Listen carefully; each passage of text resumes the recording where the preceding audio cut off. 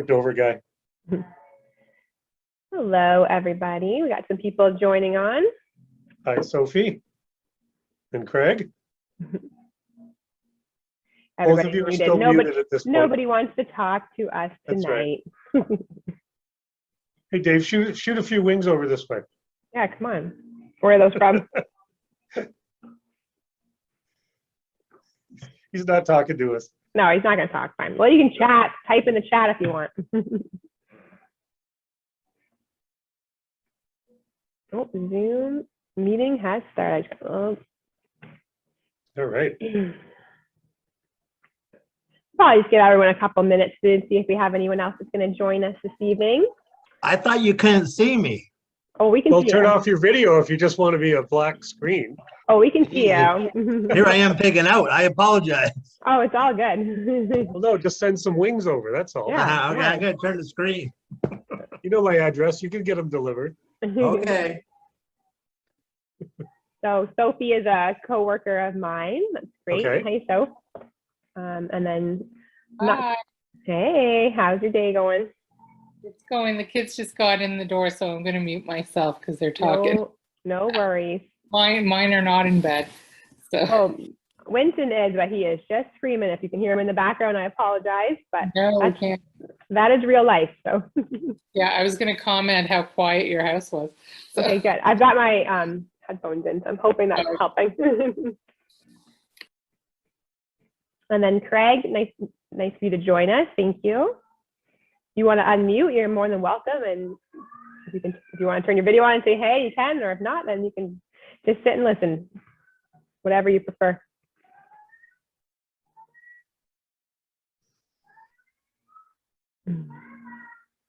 So yeah, so anyway, David, was nice. To somebody here.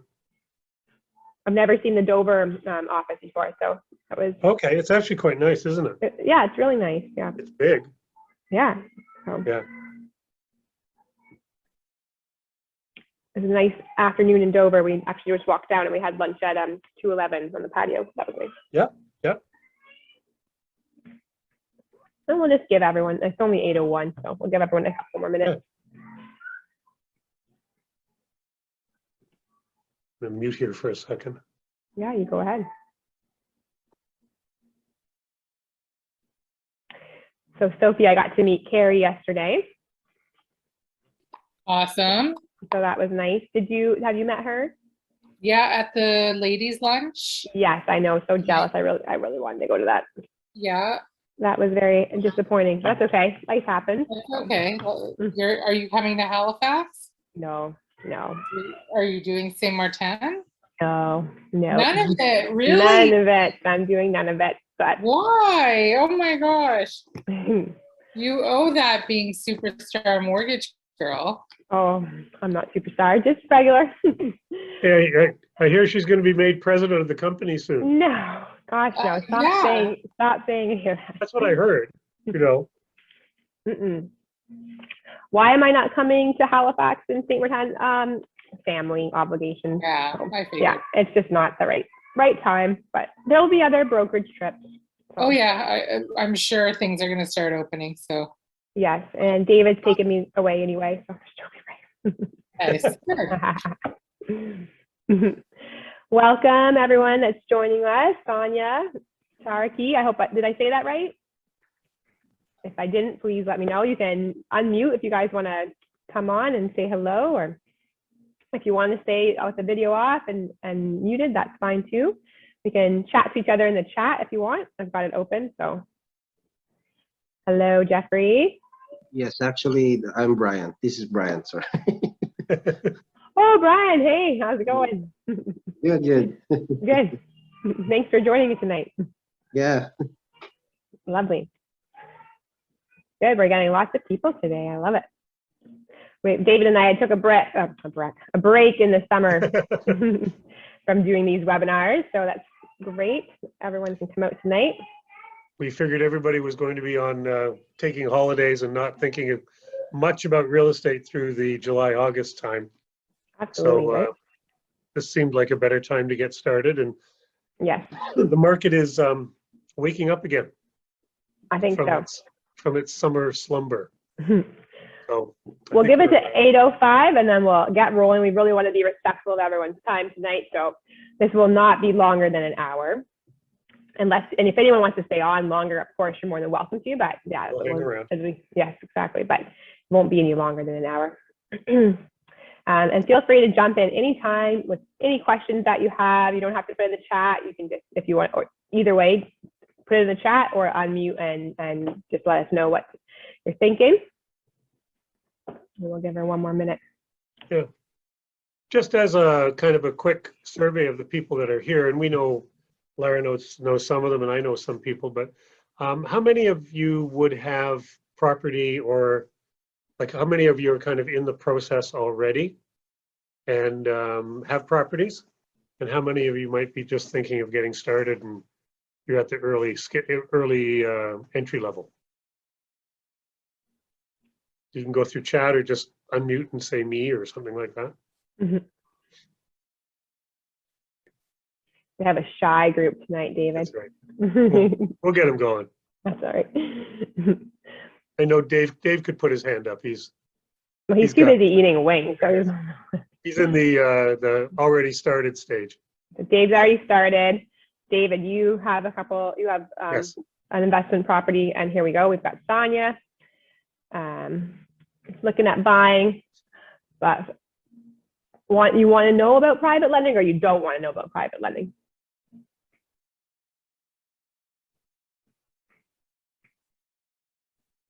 She's got a little thing about there about private lending, so Yeah, I wasn't quite sure what she meant there either.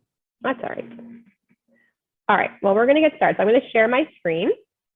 And while I'm doing that, we can do our quick introduction. David, why don't you start with yourself? Yeah, I'm David Putty, and I've been with Remax 28 years. What am I doing here? I just cut myself out here. I've been with Remax most of the time that I was here in real estate. Spent a couple of years with Century 21. And I've been doing investment properties myself for pretty close to 20 years, and helping people buy residential, recreational farms, investment properties, duplexes and above as well for many years. So I have a fair amount of experience both as a realtor and as a landlord. So yeah. Awesome. And I'm Lara Rockefeller. I'm a mortgage agent with Mortgages Made Easy, powered by Premier Mortgage. And I love helping Canadian families creating wealth and security so that they can breathe a little bit easier every day, help eliminate some shame. And I really love creating strategies with my clients to get them to where they want to be, what's the stability that they want. And really just, one property can really do that. So, okay. So one investment property can automatically change your life. It can start today, and it can change your future. Can everyone see the screen? Like David, you can. I'm screen sharing okay. I'm not the super techiest person, so. Neither of us are. Yes, I can see your screen. Okay, amazing. So a lot of my clients, I've noticed, have really said the same thing to me over and over again, that they have felt fear, they felt insecurity, they have lain awake at night and they thought, oh my God, there is so many bills to pay. I have, young kids, teenage kids, college age kids, and they all are real expensive. I've noticed that a lot of them all have said, I don't know if I should be putting money aside for their education, or should I be putting money in my RSPs, or what I need to be doing to get ahead. I mean, I think that, food's getting more expensive, and just everything seems to be feeling a lot of pressure lately. And so I love just helping people work through that, and we can find a way together to get to where they want to be. And I just feel like, that's why we started doing these webinars, right, David? We just really wanted to pass along some of that knowledge that we've learned from helping people, right? That, you can do that. So. It's definitely working for us, like for myself and my wife, in terms of developing some security and some future income that we won't have to do anything really other than maintain a property to have it come in. So, yeah. Oh, I'm gonna chat here. Okay, perfect. So why did you guys want to come to the webinar tonight? Besides me probably like harassing you like Sophie or something, but why was everyone attending tonight? And some of the main reasons that we've gotten was, you know, you could just be curious about investing or worried about different retirement things or bills or your kids, or maybe you just want to make some more cash, right? So those are probably the biggest ones that we've noticed so far. Let's see what's going on. And everyone wants to know a little bit about private lending. So yeah, we can definitely talk about that. We can chat about that. We'll talk about that at the end for sure. Not a problem. Yeah. All right. Keep going through the screens. So what, oh, am I going the wrong way? Yes, I am. I'm using I got a new mouse. So. Oh. Sorry, guys. What we're going to cover tonight is we're going to go over some of the different things like our fees. So that always comes up right at the beginning, and we just wanted to let you guys know. So normally when you're working with a mortgage broker or mortgage agent, there is no cost to work with someone like myself. If we're getting into doing a private mortgage, that's when there is fees, but to work with a mortgage agent, normally there is no cost. And same, yes, yeah, go ahead. Yeah, we're not in the same room, by the way, so we will trip over each other when we talk. Yes, we will. On the realtor side, basically working with a buyer agent in the process of buying property is a zero cost to you as a client. The commissions are generally paid out of the proceeds of the sale, but it comes through the seller's lawyer. So we basically don't charge you for working with you. It comes through the proceeds of the sale. And then to work with the two of us and to go into our program, we don't have any fees or anything like that. So we always like to talk about money right at the top because, you know, it's the elephant in the room and no one likes to ask, but they're all thinking that. So no, there is no cost to work with us. And on that note, a little disclaimer though, this is just our opinion. We are not, you know, financial advisors or anything like that. So it's everything we're talking about tonight. It's just David's and my opinion. Obviously, every time you're making some kind of investment, there is going to be some kind of risk, and you have to decide for yourself what kind of risk you're comfortable with, okay? So like I said, this evening, we're going to cover, going to go over the basics, going to go over some different case studies, quickly talk about other investment strategies, and then really get into some nitty gritties about the market, about when's a good time to purchase, where, and that kind of thing. Okay? Perfect. One of the really neat things that we're getting to now is that we've been doing this long enough that some of the people that started doing the webinars with us when we started are now at a point where they have completed projects. Yeah. And are being able, we'll talk more about those. We'll change identities and locations and numbers and all that. But we'll talk a bit about some of the success stories that we were having with clients. Perfect. I always like to start with a couple of statistics, and some of those are right here on the screen, that basically a lot of people have debt, okay? And when you're retired, really that's a pretty big number. 66% of retirees carrying credit card debt. I'm sure when you're having conversations with people, a lot of people are saying that yes, they're in debt, and most people believe 1/3 of Canadians actually that they have too much. So really, when I'm going over everything and David's going over everything tonight, I really want you to really think about this question. Are you ready for the next stage of life? Whatever that's going to be. So like, for instance, me, I have young kids. You know, my next stages are getting them through high school and on to college. Maybe other people here have kids that are done high school and going off to college, and other people maybe are looking at their golden years and looking at ready to retire. And are you really ready? So I just have that in the back of your mind this whole time. Okay, so let's get into some just basic terminology. What is equity? Basically, equity is just the difference between what your property is worth and what you owe on the mortgage. So it can go up two ways. So as you pay down the mortgage, your equity is going to go up, and same with it when your property value goes up. So we've noticed, for instance, in this hot market lately, that people's property values are jumping up through the roof. For instance, in Brantford, a local market for us here, properties have gone up 40% in value. And that is 12 months. Yeah. You go ahead. Yeah. And Norfolk County has gone up about 30%. Okay. Brantford itself as a city has gone up 40 from June 30th to July 1st. 20 to 21. They're phenomenal numbers. Yeah, so definitely equity is increasing.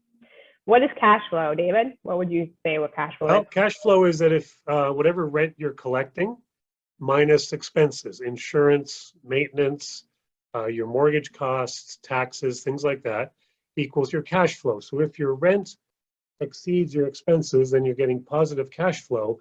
That's really the target in these kind of projects. Buying in Norfolk County, buying in Brantford is a much better opportunity to have positive cash flow versus buying in like Hamilton or Toronto, where people are accustomed to putting money into their own investment every month. So Exactly. make more money than you spend. Exactly. All right.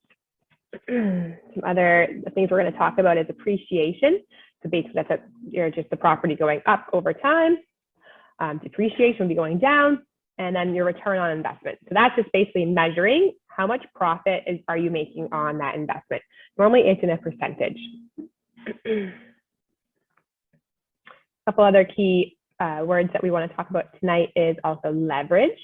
And that's a really important one. That's kind of the concept we're talking about. And that's just basically using borrowed money, like a mortgage, to purchase an investment property. And then when we're thinking of net worth, that's going to be if you take all of your investments. So if you have your properties, you have your stocks, pension, anything like that, jewelry, if you put it all in a big pot, put it all together, and then take away any liabilities that you owe, that's just your net worth. And obviously, we want that to be a nice high number. Okay, so this is our first kind of example that we're going to talk about.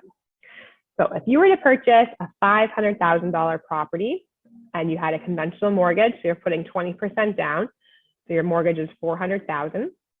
That property, we would say a fair appreciation is 5% per year.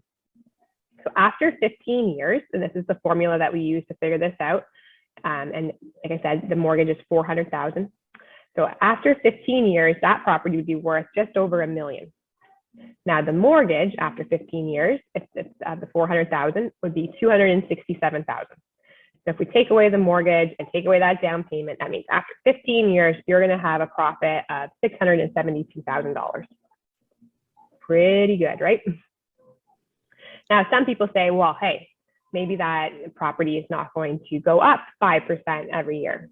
So if we were to do that same scenario, but only at 3%, after 15 years, it's still going to be worth, just about $800,000.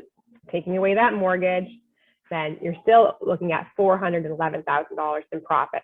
That's just on what the property is worth. Okay, we're not talking about anything in rent or anything like that, just what the actual equity is. Okay. So if we were to take that one investment property and flip it into 3, it would actually be worth over $2 million in 15 years. And how do we do that? That's with the power of leverage. So basically, we have our first property, we do a refinance, which is a new mortgage, and we access some of that equity. We take it out and we use that for our down payment. We do that more than once, and we could have 1 or 2 or 3 investment properties. And that is basically how we're using someone else's money to get, for the next property. That's just going to keep going and going and going. So you're going to leverage your principal residence. Now, some people have been in their houses for, 10 years, have never done anything with their equity, right? And those properties have gone up so much. Also, at the same time that we're doing that refinance, if you have any outstanding debt, any credit cards, loans, lines of credit, boats, anything like that, we are going to pay off all of that too. So we're going to try and we're actually sometimes, some clients, their monthly payments that they're paying out every month is actually the same or lower for having 2 properties.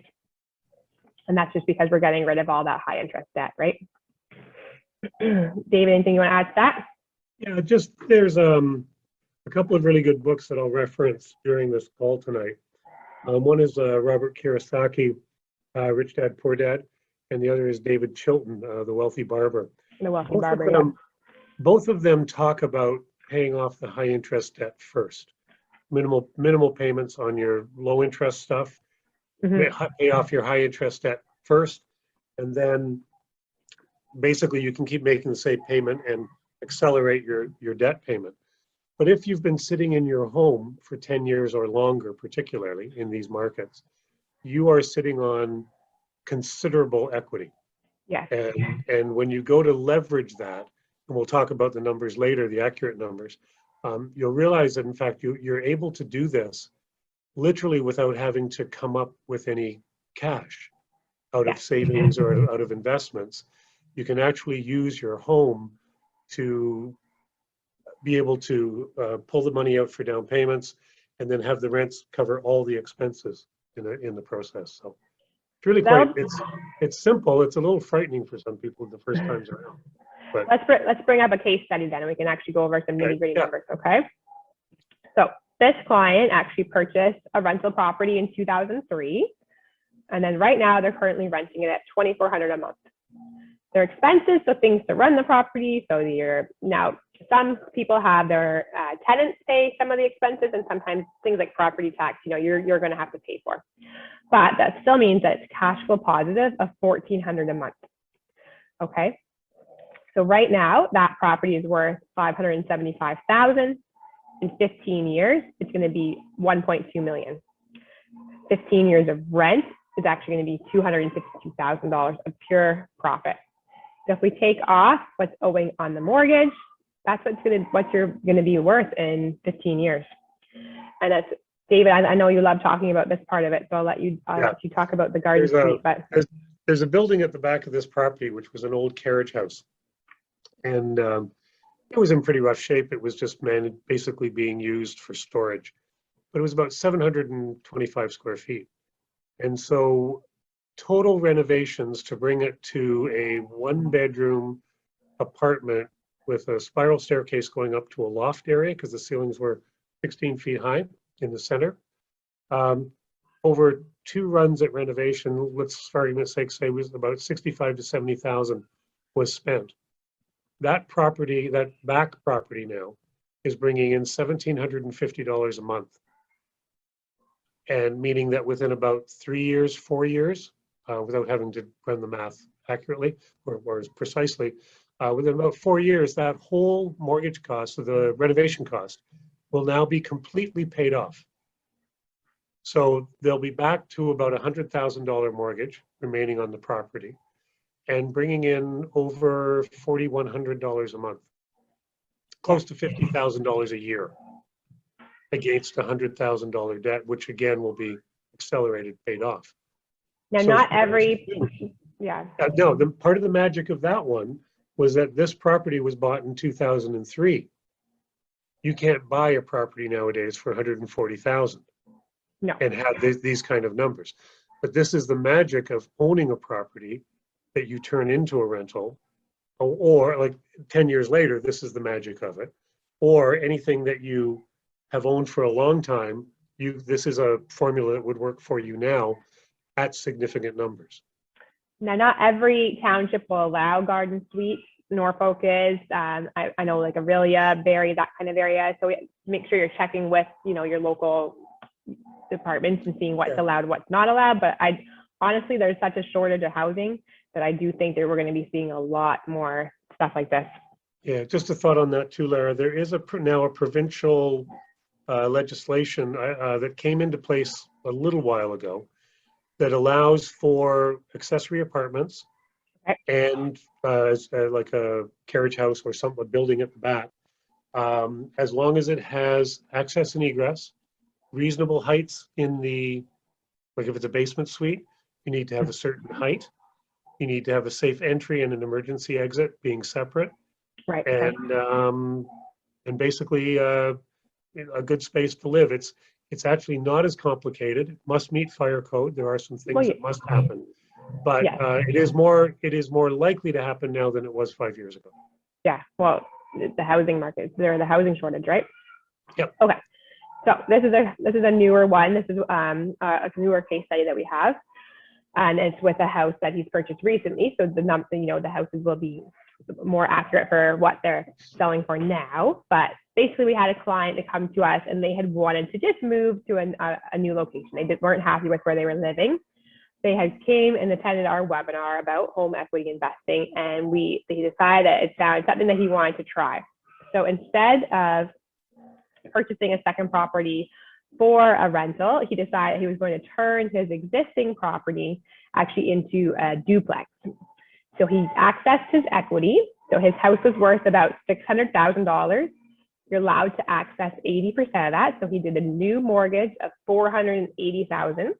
That money that he used it for was for renovations as well as his down payment on his second property. So what he did was he turned it into a duplex. Now he owns two properties, one worth 600, one worth 700. That's in today's values. He's going to get $2,500 a month in rent, which means to carry two properties, he actually is only going to pay $1,300 a month. Before, for one property, he was paying $3,800 because he had a lot of high interest debt. So we were able to wipe out all of that debt. For instance, now he's going to have over $3 million in properties in about 15 years. So pretty great. What we do for each client is we actually make them this kind of sample budget. Now it's hard to see because it's on Zoom, it's hard to read all the numbers. But basically what we do is we show the existing property and we show them what they're paying and how much they're paying every month with all their different liabilities. And we show them the cost to actually break the mortgage, to do a new mortgage, and how much the actual refinance costs and how much equity they're taking out. And then we show what the new property is going to be, and we show exactly what the new breakdown is and how much it's actually going to cost every month or how much you're going to cash flow positive to make sure that it makes sense. Numbers have to make sense in order for the strategy to work for you, right? So clients like this kind of budget because then they can see it all laid out. Now, obviously everything's approximate, but it does give you a good idea of, what is going to happen. David, do you want to add anything to that before I go on? Just again, this kind of analysis is really important for, there are really two different types of people that take on these kind of projects. One are they just want general numbers. They want to see what's going to happen at the end. And then there are people that are very technical and want to know every nickel and dime and where it's going. So what we can do is whatever personality type you are and however you look at the world and how you want it done, we can massage those things for you and present it in such a way to you that makes sense in the way you see things in the world. Exactly. Sorry, my toddler is losing it. I'm sorry about that. He normally goes to bed, but of course, you have a webinar. He's not going to go to bed, right? Okay, so other investment strategies that people like to talk about are RSPs, stocks or bonds, maybe purchasing a business or real estate, right? So those are all ways that people like to make some money. I'm just going to break down the RSP one in the next slide. But I mean, stocks and bonds, yeah, that's totally, you definitely can make money on the stock market. I'm sure lots of people are doing that right now. I think that's been really blowing up lately. But you really have to be studying that all day and, really paying attention to the markets, I would think. GICs, you're not going to make a lot on your investment with a GIC. That's a very safe strategy. Purchasing a business, anything you want to say about that, David? I mean, I guess you could totally make lots of money when buying a business, right? Yeah, the problem with that is that anytime you go to buy a business, and as an example, we considered doing that, my wife and I, a few months ago. Basically, when you buy a business, you're buying a job in most cases, unless you're buying a large corporation of some kind, where it takes time away from family, it takes time away from friends, and your main job where you got the money, where you made the money to be able to buy the new business, it tends to complicate life a lot more. Yeah. What we're talking about in terms of the home equity stuff is your money working for you while you're sleeping. Yes. As opposed to working 18-hour days. Correct, exactly. Okay. So if we're going to break down the RSPs, then we got here. So if you were to take the same money that we're making, so 5% return on investment, Oh, hey buddy, what's going on? What's going on? This is Winston. Okay, so a lot of time you're going to make 5%. I'm on a webinar, buddy. I know, but I'm on the webinar right now, babe. Sorry about that, guys. Okay, so if you were to have the same RSP and you are going to make 5% return on investment, and by investing your $400 a month, which is the same kind of thing that you would be spending on the mortgage that we had talked about in that first example of the $500,000 property. After 15 years, then your profit's going to be $118,000. Okay, which is nothing to sneeze about, right? I mean, that's still a great profit. Please second. Okay, and if you were to do that same amount, like I was saying, in the mortgage, then your profit after the 15 years is $672,000. So it's quite a big difference, right? I mean, you know, if you can do both, why not, right? Even better. But we, in our opinion, just, you know, real estate is a better way to go. Okay. So where and when is the best time to purchase? So I'm actually just going to mute myself. David, you're going to go ahead and take over. I'm going to take Winston upstairs. I'll be right back. Okay. Basically with real estate, and I've been involved in it, as I say, for about 28 years. I wish I had done it 25 years ago. I wish I had done it 20 years ago. I wish I had done it 15 years ago, when prices seemed high in that moment, but looking back were ridiculously low by the comparison to where we are today. So even if you're looking at something today, say, you know, townhomes in Brantford for $600,000, or townhomes even in Simcoe and Waterford coming in around $600,000, those prices seem to be high. But when you look back 10 years from now, it will look like you stole it. Again, clients that bought something in Brantford about a year, maybe 2 years ago, thinking that they paid a lot of money at about $400,000, and now their homes are worth about $7 and more, and they haven't had to do anything to the homes to make that happen. It seemed like a lot of money 2 years ago. They felt like they were overpaying in the market. I think So you always kind of feel like you're overpaying, right? you always do, yeah. So whenever that moment is that you're buying, you will feel like you've overpaid, right? But when you look back a year, 2, 3 years later, you'll start seeing where it's going. The other thing is, in the demand for rentals, of the next point on the slide here, is that the rental market right now is operating at about a 1% vacancy rate. So if you have something that is in decent condition, that is for rent, you can either go for full market rent, or if you feel like kind of trying to be fair to people and trying to keep it more reasonable, you could reduce that a little bit. But as long as your property is cash flowing positively and increasing in value over time, then you'll be fine. There's a whole thing in Canada right now about immigration, and that is with the end of COVID, hopefully coming soon, the borders are going to open, and where it's been restricted for the last year and a half, and it's been around 150 to 200,000 people a year, it's expected to be about 400,000 or 500,000. So the demand on real estate and rentals is only going to go up. They're saying that Ontario's population is projected to increase by 32%, or almost 4.6 million in the next 27 years. And most people that immigrate to Ontario want to be around Toronto, or they want to be around, you know, by the border. They want to be around London, Brantford, Hamilton. So I definitely think that there is going to be a huge demand for rentals. Huge. Yeah, I mean, there already is. There already is.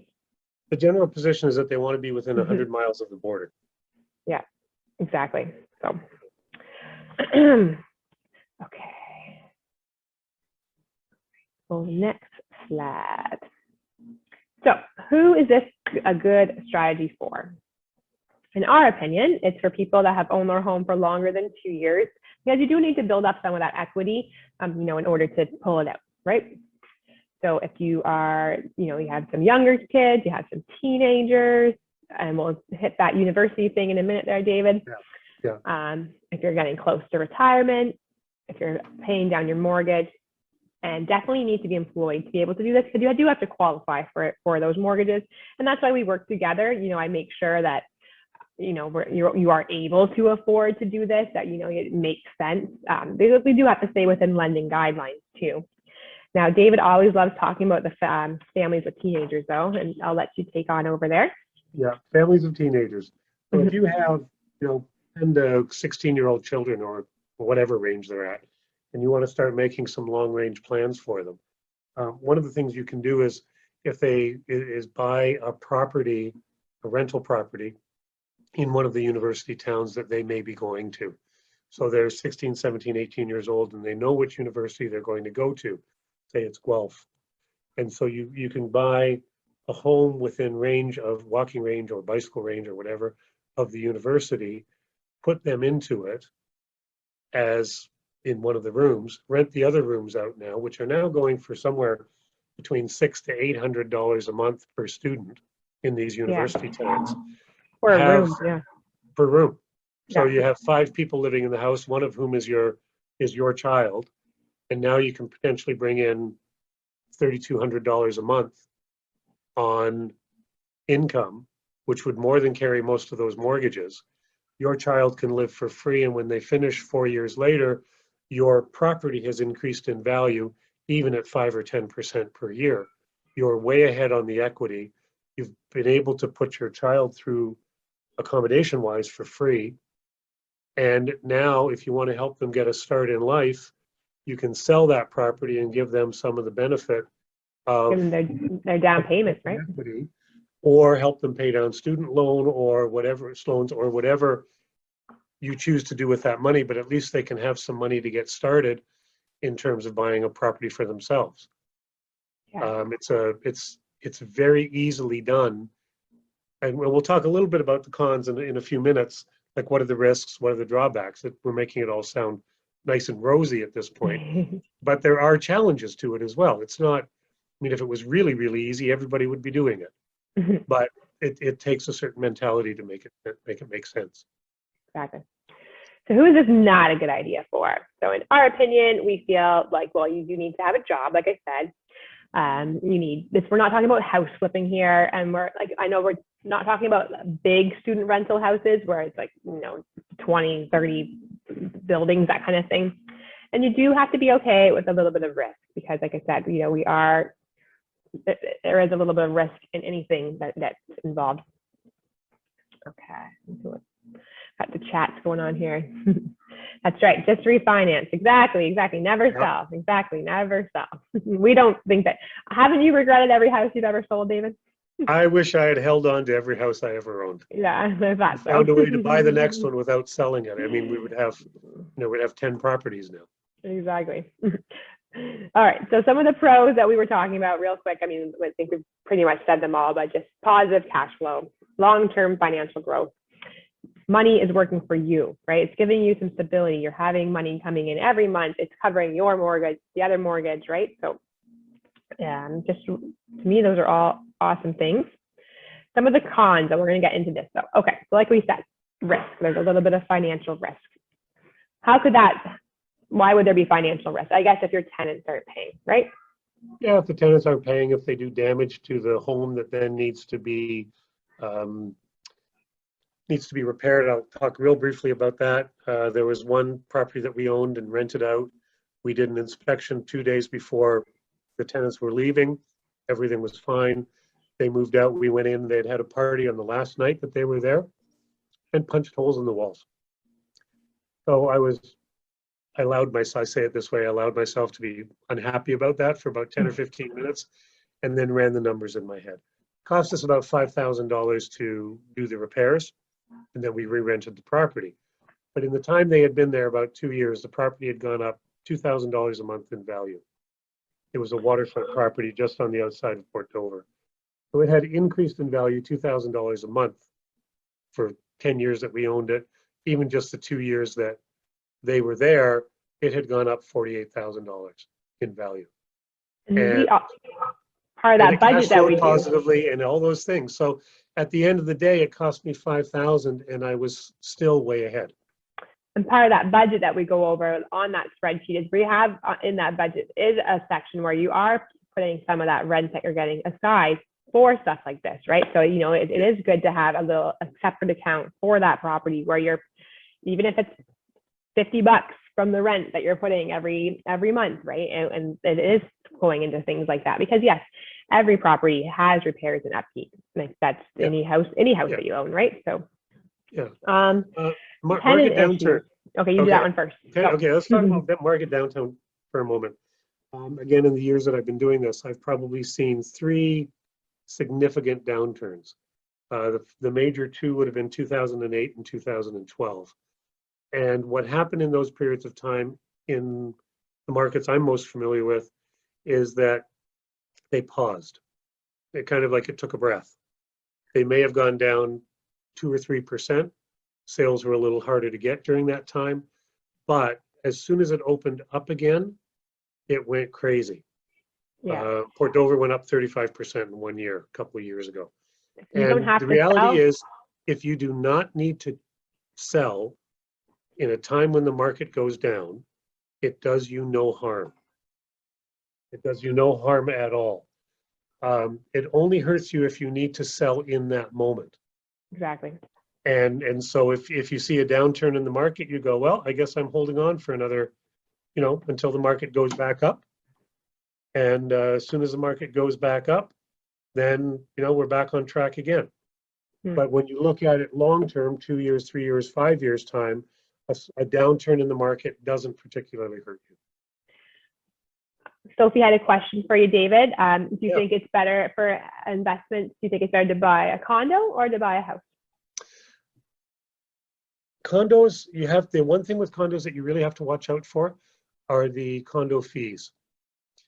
If you can buy a condo, get it rented out, and cover your taxes, your insurance, your maintenance, your vacancy rate of 1 to 5%, whatever you budget for, and cover off your condo fees, then condos are not a bad thing to buy. Condos go up as much in value as anything else. I know for my personal taste, I have never owned a condo yet. And I'm getting to the age where many people would think I would be buying a condo, but not yet.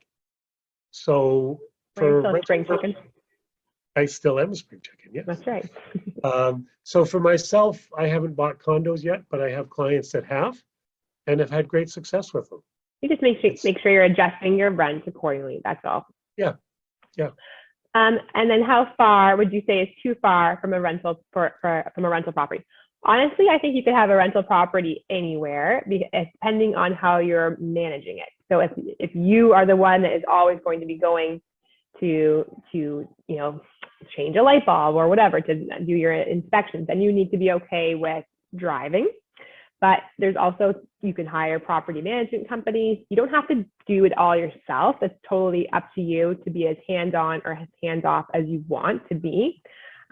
I know I have some clients that they just do a little loop. So, you know, every once a month or every 6 weeks, they go on a little drive and they go and check out all their different properties. So it's totally up to you how far you want to be, but that's all, I think, a personal question, really. I have some people that own properties in other provinces, right? So it just really depends on what you think is too far, I guess. Okay, so some common myths that we hear quite often about different items that are related to this is things about tenants. And I think that a lot of times you are only hearing bad stories about tenants. No one is, the same with like surveys or after service surveys, right? No one really wants to talk about the good. They only want to talk about the bad. So there are amazing, great tenants out there. And one way that you can get those is by doing background checks, you know, really checking out their references, and just really going on your gut. I think your gut can really tell you quite a lot too. My tenant is awesome. See? Yeah, and found him through a realtor, right? So exactly. So there is great people out there, and there is some shitty people out there too, right? Let's be honest. So you just really need to. I've been doing this for a long time, and I can tell you all. I owned a lodging house at one point, and I've heard every story ever for not being able to pay rent while they stood in the doorway having a cigarette Smoking. and a bottle Yeah, of beer in their hand. exactly. But it's never scared me away Mhm. from most tenants are good. Absolutely, Taxes. most tenants are good. Yeah. Taxes. So a couple of things we always hear about is capital gains. So as of right now, like nothing's been changed. I know the Liberals were talking about something to do with capital gains on your primary, but as of right now, you only pay capital gains when you sell. So if you are always owning that property, then you don't need to worry about that. But this is a business, okay? So you are going to have write-offs. So you can write off a lot of your expenses or your upkeep, your insurance, different stuff like that, right? So there is write-off when you're doing this. So that is going to help you with your taxes. Because yes, your income is going to go up. That's the whole point of this, right? Mhm. And then different real estate myths. You go ahead on that one. All right. Things like the market's going to crash. That's probably the one that I hear most. I don't believe it's going to. I haven't seen a significant crash that's held for a long time. Other ones are we've missed the market, Yeah. where we've kind of touched on that one a little bit, where, you know, the time to buy was a year ago, it's too late now. That one, I've heard it for many, many years. Your The whole stories- career. well, my whole career, yeah. Yeah. The other one is my children will never be able to buy a house. I've heard that one since Yep. 1993. And somehow kids are still buying houses. And And sometimes yes, you need help yes, to do that. nowadays they do need more help from parents. They do need more financial education as they reach their adult years. It is not as easy nowadays for kids to buy a home, but they are able to do it. It's always difficult for someone 20 to 25 or around 25 years old to buy a home. They haven't established their income yet. They haven't kind of set the standard of living for themselves at that point yet. And so those are kind of the things that I'm trying to think of the other ones that we discussed before on the calls. I think those are the biggest ones. Even your back to the taxes, even your interest on your mortgage is that write-off too for that. So that's helpful.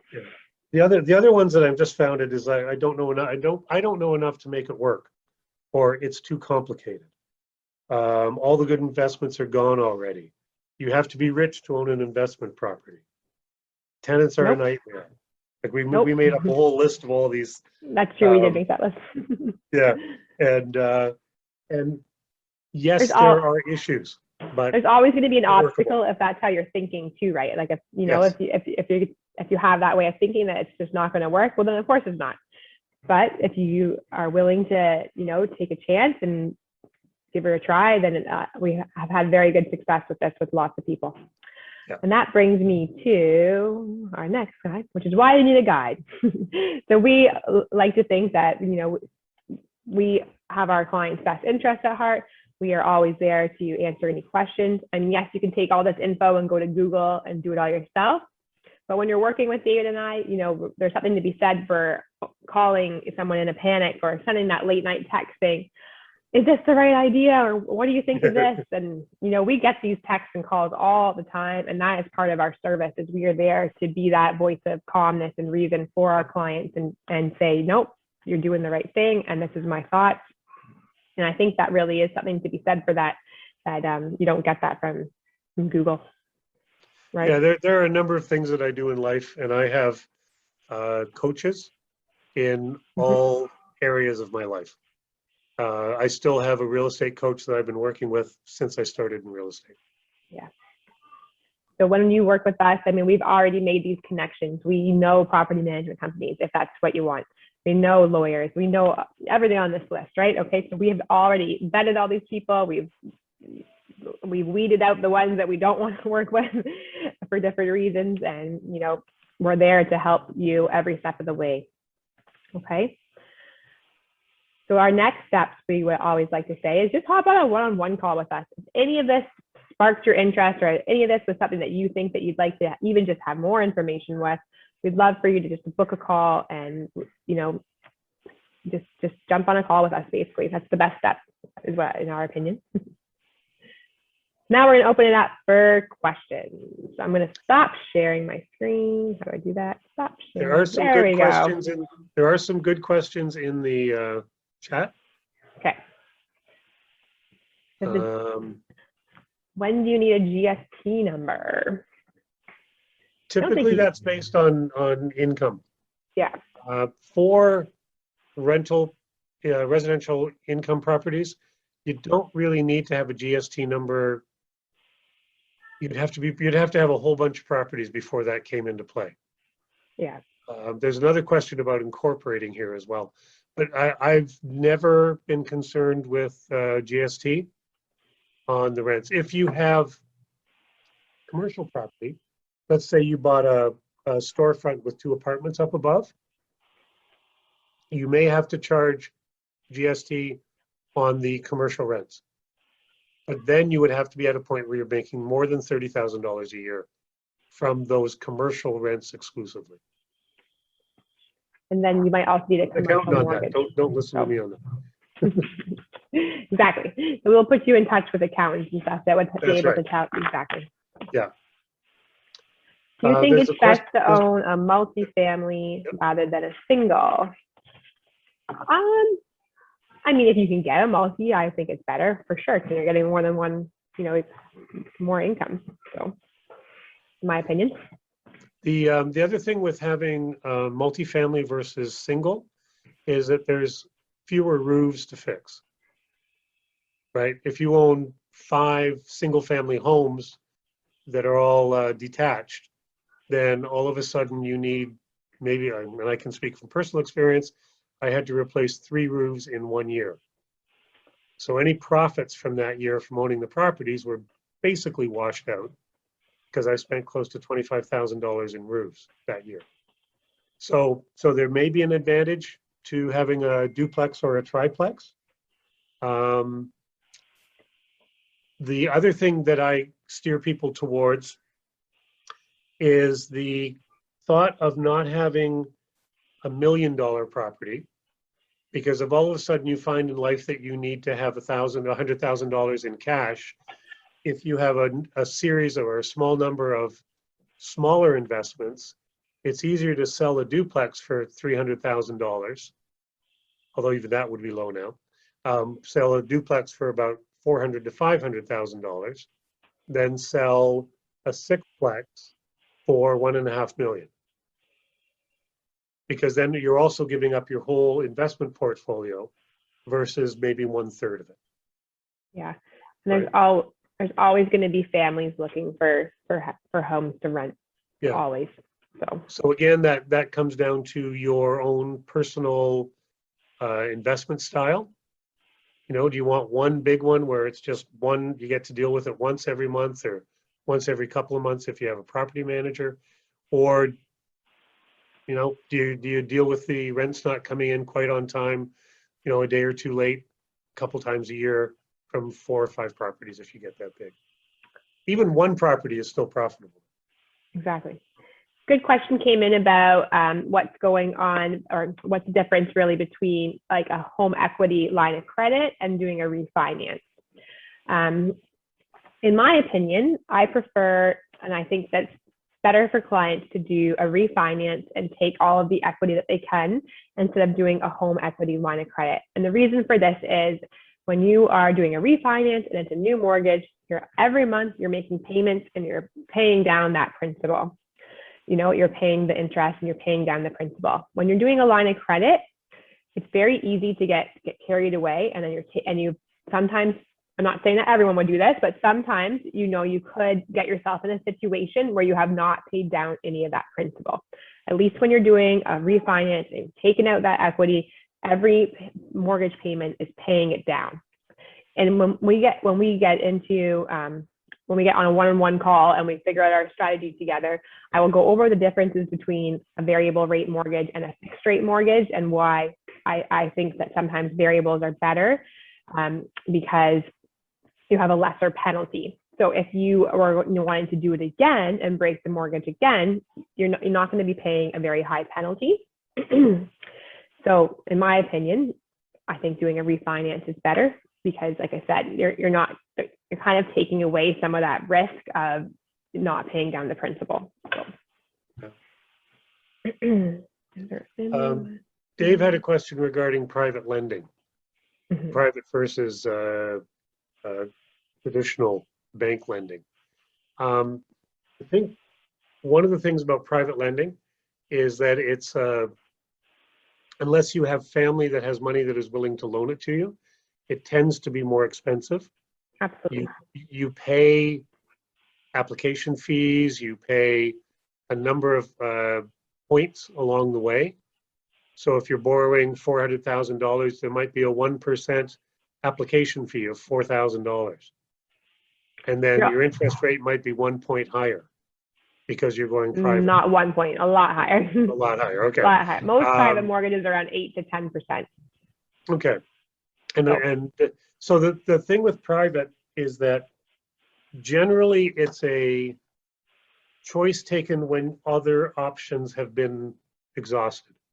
There's a reason for private lending, right? There's, it's normally supposed to be a short-term reason that you're using it, and it is expensive. You normally will be paying for their lawyer fees as well as your own lawyer fees. You pay for everything when you're doing a private mortgage. So you pay broker fees, you're paying lending fees. There's lots of fees involved, and you need to have some kind of exit strategy. So how are you paying that money back, right? Then you shouldn't just be going into that blindly, but there is a reason for it. I mean, the time, and that's why we'd be having a conversation to figure out why do you think that you need private money, right? The other side of that is that if you are sitting on sizable amounts of cash or equity, if you're paying bank financing of 2.5%, and I know friends and some clients that are doing this, they'll take the equity out of their house and put it out as first or second mortgages at much higher interest rate than they're paying at the bank. So they're getting their line of equity, the line of credit, at 2%, but they're putting it out in private mortgages at 6 or 7 or 8% and making an additional 6 points on their money. Some of them do that as opposed to buying property. Yep. Because if the lendor, it's kind of like pay me or I get your house, right? Yes. The mortgagor is always sitting there that if there is default, they get the house anyway. Their money is secure. So if you're in a position to be the mortgagor, it's not a bad thing for private money. It will That's why it's cost you more important to have as a borrower. that exit strategy. That exit strategy is so important when you're going into that kind of lending. Okay, so Brian is saying buying a second property in Brantford and surrounding area is getting tougher each day because of bidding wars. Funds available isn't enough to compete in the market. Is there a way to increase the funds from the lender? We have to stay within the ratios that are the guidelines. So lenders have their own ratios. The government has their own ratios. B lenders, we can get into stuff like that. So there's like A lenders, B lenders, and then private. B lenders will allow you a bit more flexibility. You are going to pay a little bit of a higher monthly mortgage rate. I try to steer my clients away from thinking only about rates, and let's talk about payments. Let's talk about where we're going to be, what we want to be every month, what our budget is. Because sometimes maybe it makes sense to have a little bit of a higher mortgage rate if it's going to get us where we want to go. That is an option we can look at, is doing a B lender, which will allow us to have more flexibility. And honestly, just waiting and working in the market. And, sometimes we have good strategies of looking for houses that have been sitting. I've had many clients recently that have won their houses because they have had their realtor doing an awesome job of looking and seeing how many days on the market that house has been, that kind of thing, right? So there is different strategies, and that's why it's important to work with a good realtor who can figure out different ways to get you that house. Yeah, part of that is being informed on the marketplace on a minute-by-minute basis. So a realtor will be able to will plug you into a system where you get notified within a minute of a property coming onto the market. Many of them are now holding offers and doing the coming soons and then holding offers for another week. Where I found success is basically blowing through those boundaries. And as the Doing minute a we can get preemptive into a offer, home, yeah. I've had success this year quite a number of times where they're saying that they're holding offers for 7 days. Well, I make sure that we get in the first day we possibly can. I've had one particular experience, 9 o'clock on Monday, we were allowed to go in holding offers for 7 days. We were in at 9:30. We had the offer written and delivered by 11 o'clock that morning. And by noon that day, we had the offer accepted. And they were holding offers for a week. Yeah. So if you're working with a realtor that's feeling restricted by those constraints, talk to them about saying, hey, well, let's try a bully offer. I think Right. working with a local realtor Yeah. is very important. A local realtor that knows the market. For instance, I had a client that they were working with a discounted brokerage. I won't say who it was or any names, anything like that. They wanted to move to Norfolk. They found a property that they loved. This discounted brokerage that they were working with, you would have one agent would be your buying agent, and then one agent would be selling your house. So they got an accepted offer for their house that they wanted to move in, but now they had to sell their existing house in order to make this work. So their house, they held offers. They had it listed, didn't get any offers, not one. I took a look at the listing and I saw that they had the listing agent had discounted the commission. So normally when you sell a house, 2% or whatever it is goes to the buying agent and 2% goes to the selling agent. That's why you don't have to pay anything when you're buying a house. It's because it all comes when you're selling. So, well, I thought maybe what had happened was other agents, when they were showing my client's house and they saw that they were not going to get as much commission, they're going to try and talk their client out of buying that house, right? So there was a couple of things like that we noticed. And when you're working with one of those discounted brokers, they're not local. It's just a 1-800 number. They're also a listing agency, so they get their money up front when you list it, not when you sell it. So what incentives for them was there to sell that house? Really nothing. So my client was starting to get very, very, very panicked, the young family. And I said, I had asked him for over a week. I said, please, I have this contact out in St. Catharines where he was. I said, can you please call this guy that I know and just please fire that discount brokerage and please, can you hire a local realtor? Finally, he agreed to do it. So this was on this past Monday. He fired the discount brokerage at 10 a.m. At 1 o'clock, he signed with my local realtor that I knew. By 7 o'clock, he had a showing. 8 o'clock, that house sold. One day, less than 6 hours, the house was sold. And it sat on the other one for weeks and weeks and weeks. So there is something to be said to be working with experts or working with local people that know the market. They have those connections. They hear, okay, my client's looking for something like this, right? That's how it works. Networking, friendships, right? So I thought that was a pretty good success story for him. Thank God it sold. So, yeah. Okay, I'm still rambling. It's 9 o'clock. That's our hour. Any other questions? Did we forget to touch on something that you wanted to know? I'm going to put my email in. I think everyone has my email, but here's my email. If you don't have it, please send me an email. There was a question in the chat regarding incorporation. And basically at 1, 2, maybe 3, 4 properties, there's no big advantage to being a corporation. The accountant fees alone, unless you're doing all your own books, but the accountant fees alone can run anywhere from $1,500 to $2,000 a year. And the books are not that complicated. You still would go to an accountant, but not at the expense of a corporation. Basically, in the income range, I've been told as a realtor that there's no need to incorporate unless you're doing about $125,000 to $150,000 a year in that business. So you would have to have 3 or 4 properties at least where you were bringing in significant income before that was ever a possibility. Lara, there's also a complication with the banks that when you get to 4 or 5 properties, Oh yeah, definitely. now the Yeah. banks don't want to talk to you. Mhm.